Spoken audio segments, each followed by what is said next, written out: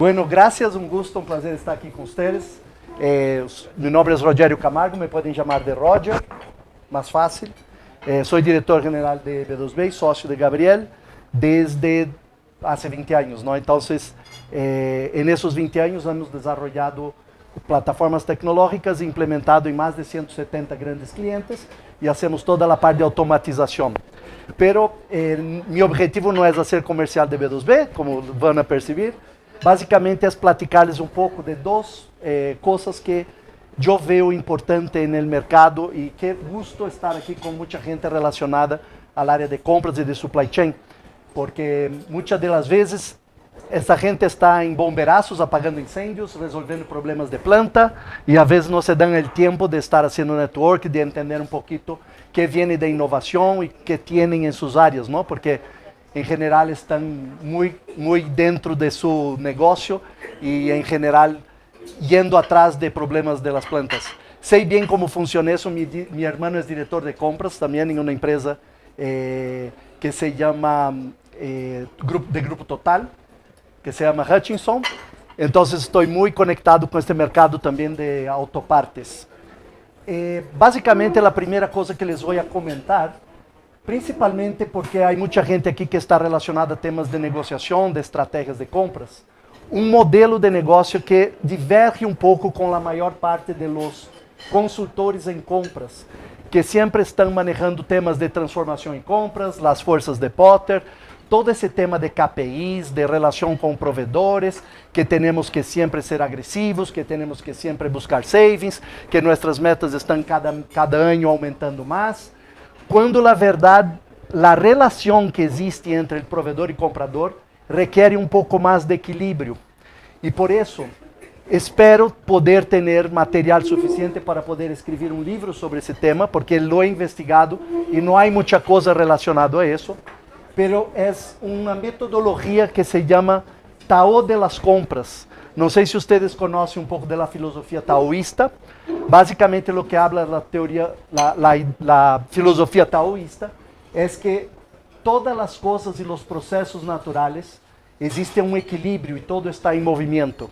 Y existe el lado yang y el lado yin. El lado yin es el lado receptivo, es la noche, es el frío, y el lado yang es la actividad, el lado caliente, el lado de actividad, el lado fuerza. Y muchas de las veces en las áreas de compras, ese equilibrio no está dándose de manera efectiva para que pueda tener una relación con el proveedor, sea de mediano o de largo plazo, a que sepamos y conozcamos nuestra posición, tanto como comprador y como vendedor. Entonces, esta metodología del Tao de las compras trae un equilibrio donde, a partir del momento que sé mi posicionamiento, yo me comporto de una manera más yin, es decir, más receptivo, más paciente, más condescendente. Y cuando tengo la necesidad de ser más yang, porque tengo un posicionamiento yang en esa relación, yo así me pueda relacionar con mi proveedor. Y la mayor parte de los conflictos que existen entre proveedor y comprador es que los dos están en un mismo posicionamiento, sea yang o sea yin. Y en relación a eso, percibimos que en la naturaleza las cosas no se dan así. Las cosas yang se relacionan con las cosas yin y ahí buscan el equilibrio y el movimiento. Y eso no es estático. Puede ser que en un año yo esté con una relación donde yo tengo un posicionamiento yang con mi proveedor, pero puede pasar 2 años y en función del cambio del mercado, este proveedor tiene una posición yang. Entonces, ese movimiento del Tao, que es el equilibrio entre el yang y el yin, que tiene mucho que ver con mi vivencia del Tai Chi Chuan. Yo soy maestro de Tai Chi Chuan y me gusta mucho trabajar y vivir la vida exactamente con esa filosofía. Y en las compras yo he percibido que muchas de las veces falta ese tipo de equilibrio, este tipo de relación entre dos empresas, donde sepamos cuál es la empresa que está ocupando una energía yang y cuál es la empresa que está ocupando una energía yin. Dicen que nosotros tenemos que hacer 3 cosas en la vida, ¿no? Tener un hijo, escribir un libro y plantar un árbol. Yo ya planté un árbol, pero todavía me faltan 2. Tener un hijo y escribir un libro. Creo que el libro va a ser primero que el hijo. Entonces estamos desarrollando eso y pronto ustedes van a tener un poco más de material y contenido para que puedan entender un poquito de cómo nosotros entendemos esa parte de negociación, trayendo el taoísmo como una figura principal de relacionarse con nuestros proveedores. Para quien quiere conocer un poquito más, existen dos libros muy interesantes. Uno de ellos es uno que se llama El Tao de la Física, que es escrito por Fritjof Capra, que es un físico inglés. Y un otro que se llama Tao Te Ching, que es un libro de filosofía, que es escrito por Lao Tzu, que es un filósofo chino, escrito hace más de 1000 años antes de Cristo, ¿no? Entonces son libros que pueden apoyar un poco a que nosotros entendamos un poco más de esa filosofía taoísta. Y entrando en el asunto de la relación entre compras profesionales, pero con un enfoque de equilibrio, nosotros hemos notado que muchas de las empresas tienen una área profesional de compras muy eficiente, ¿no? ¿Y quién soy yo para hablar de eficiencia en compras? Con David aquí a mi lado, del Grupo Bingo, que tiene una estructura enorme y metodologías súper innovadoras en compras y que está en un nivel muy alto. Sin embargo, esas empresas sí tienen posibilidad de tener una estructura de ese tipo. Las empresas medianas y pequeñas ni siempre tienen la posibilidad de tener metodologías y procesos de compras y a veces de tecnologías tan elaboradas. Entonces, hemos introducido algunas formas de poder traer a empresas que no pueden armar equipos de compras tan grandes para que puedan implementar metodologías a través de la tecnología o a través de compartir sus áreas de compras o sumar sus áreas de compras com outras empresas. De maneira em que empresas medianas e pequenas puedan contar com uma série de metodologias que as empresas grandes têm, pero que não necessariamente puedan bancar ou financiar toda uma implementação de processos desse tipo, não? Então sabemos que para ser um abastecimento estratégico, por exemplo, para uma empresa pequena, muitas das vezes o ahorro que vai provocar em seu material não compensa o custo que vou pagar para fazer esse abastecimento estratégico. Pero existem formas de poder aproveitar a metodologia de abastecimento estratégico, unindo-se com outras empresas que compram o mesmo tipo de material. E aí é onde nós podemos apoiar em fazer exatamente a implementação desses processos e evitar que as áreas de compra, as áreas internas, que são os usuários e os clientes internos de compras, estejam sempre reclamando, não, de las três coisas principais. Quero saving, quero precisão nas compras para que chegue o material correto, em el tempo correto e com o menor inventário possível. Então, isso todo passa a ser um desafio muito grande para vocês, que na verdade estão sempre apagando incêndio, porque muitas das vezes a área de compra é o que resolve todo dentro da operação, porque acaba entrando em logística, acaba entrando em qualidade, acaba entrando em produção, então o comprador acaba sendo um todólogo, não? E isso permite a que, teniendo essas metodologias, puedan trabalhar com planeação, que é o que falta muito para as empresas medianas e pequenas, aproveitar-se dessa metodologia e poder contar com os melhores processos de compras. Um dos KPIs que quisiera comentar e que é muito importante, a vezes a gente nos pide para identificar alguns KPIs que sejam importantes para a compra, pero o primeiro deles, que para mim é um dos principais, é quanto de todas as compras da empresa são controladas por el área de compras. E aí temos um benchmark do mercado que está na empresa, na indústria automotriz e de autopartes. A maior parte dessas empresas controlam mais de 90% de compras. Pero isso vai diminuindo, chegando a promédios do mercado mexicano de cerca de 70%. O que significa isso? 30% dos materiais são comprados sem passar por el área de compras, ou porque está sendo administrado por marketing, por administração, por operações. Aí está bem, graças. El Tahití não me permite tomar alcohol, assim que vou a brindar, pero não tomamos alcohol. Não manejamos o alcohol. Salud, salud a todos. Vou a fingir para que não. E isso hace com que 30% de las compras no siendo administrado por compras, significa que no están pasando por un proceso profesional de compras.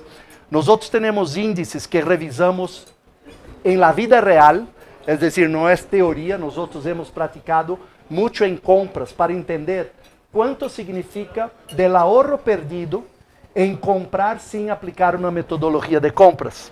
Y tenemos índices de cerca del 20% en materiales indirectos cuando yo compro sin hacer una investigación de mercado. ¿Qué significa eso? Que la diferencia entre el precio más bajo y el precio más alto está en promedio del 40%. Yo, como soy un obsesionado por estadística y por datos, yo hice una prueba propia en el aeropuerto. Mira qué interesante. Yo fui al aeropuerto y dije, déjame ver por cuánto compro el dólar, cuánto está el menor precio y el mayor precio en todas las taquillas de casas de cambio del aeropuerto. Y no hay nada más comoditizado que el tipo de cambio, ¿no? Eso está en un diario oficial, yo tengo allá cuánto es el dólar y no hay ninguna diferencia de eso. Pero yo he encontrado diferencias del menor tipo de cambio al mayor tipo de cambio en el aeropuerto del 30%. Entonces las personas que dicen, no, ¿cómo puede ser que hay una diferencia de 40%? Mira, basta ir al aeropuerto y revisar el tipo de cambio entre el menor y el mayor precio. Porque son diferencias increíbles, que con pocos pasos tú logras un ahorro del 30%. Entonces imaginen un mercado donde no está comoditizado.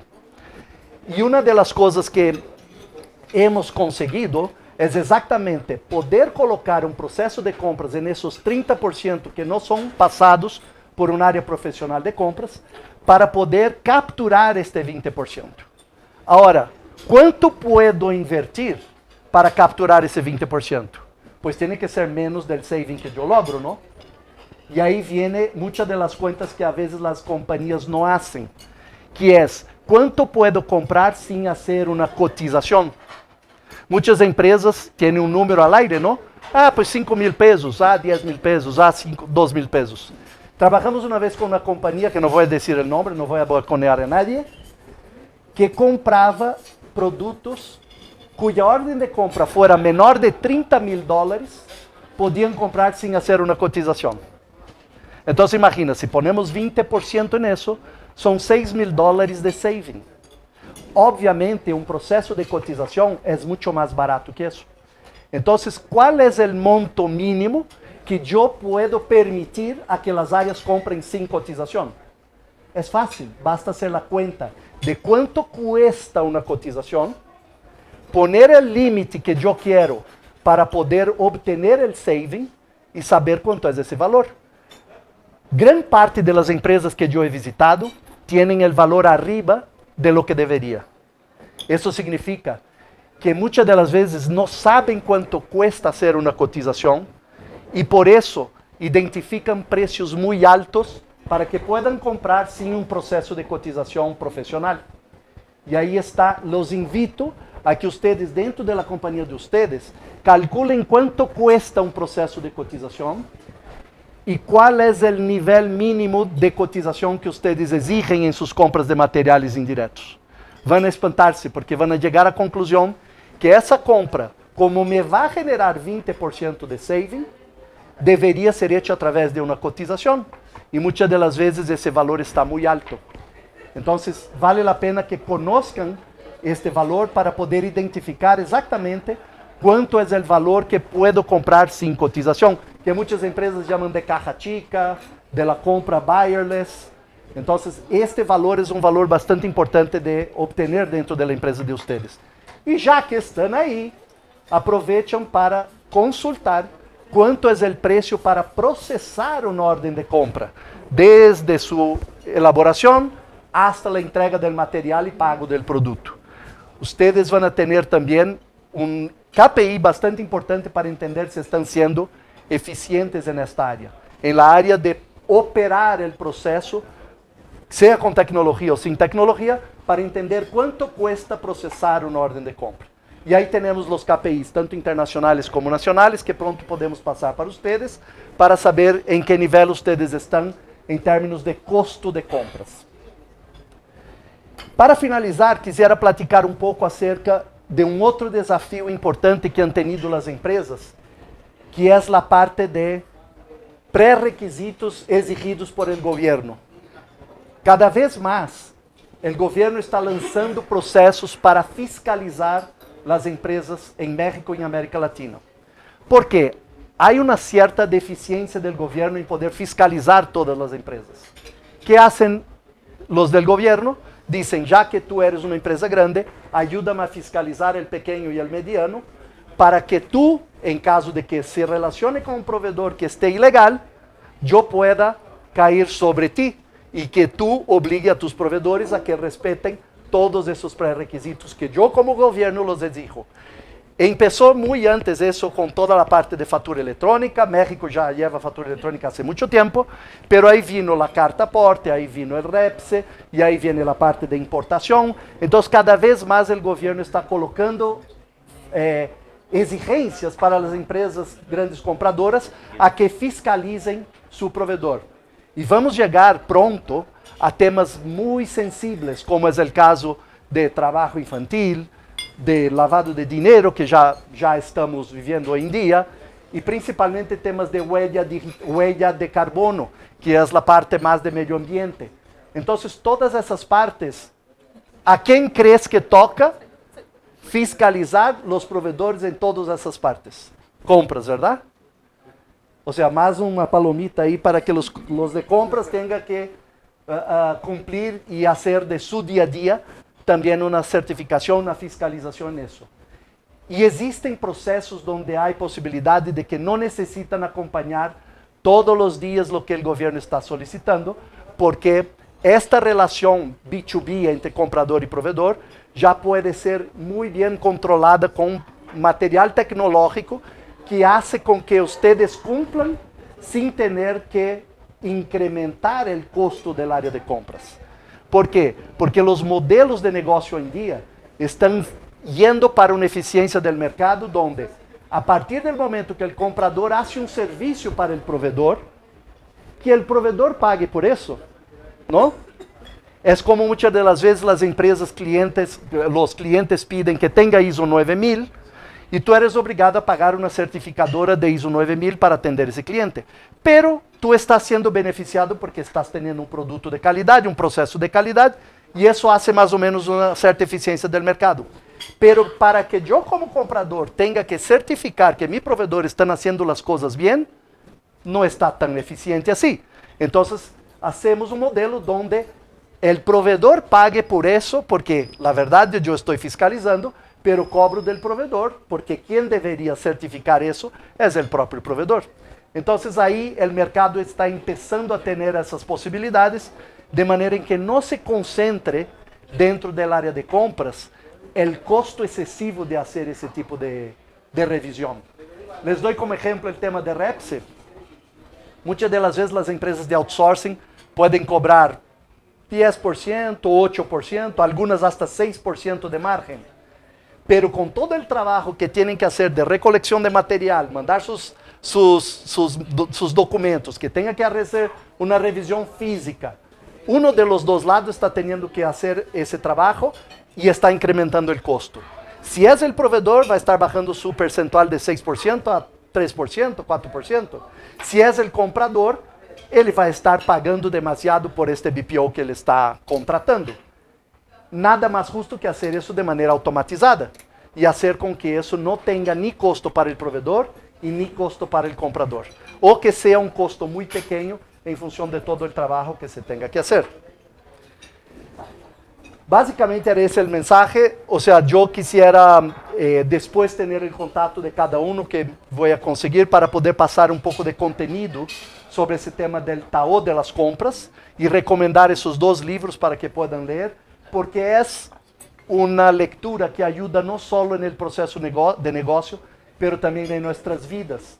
Porque esse tema do taoísmo ajuda muito a que nós outros, sem ter que ver com religião, do budismo ou do shintoísmo, o que seja, pero é uma filosofia que ajuda a que nós outros vivamos de maneira muito mais equilibrada, tendo nosso lado yang e nosso lado yin equilibrado de acordo com tudo que nós outros fazemos em nossa vida, seja relaciones, sea nuestro proceso de trabajo, la relación con amigos, con hijos, etc. Entonces yo les invito a conocer un poco del taoísmo, y si quieren hacer tai chi también, mis clases son dadas ahí en el del Valle, y doy clases también en el Club de Golf de Chapultepec. Así que quien es socio ahí del Club de Golf Chapultepec, lunes y miércoles a las 7 de la mañana estamos ahí. Namaste.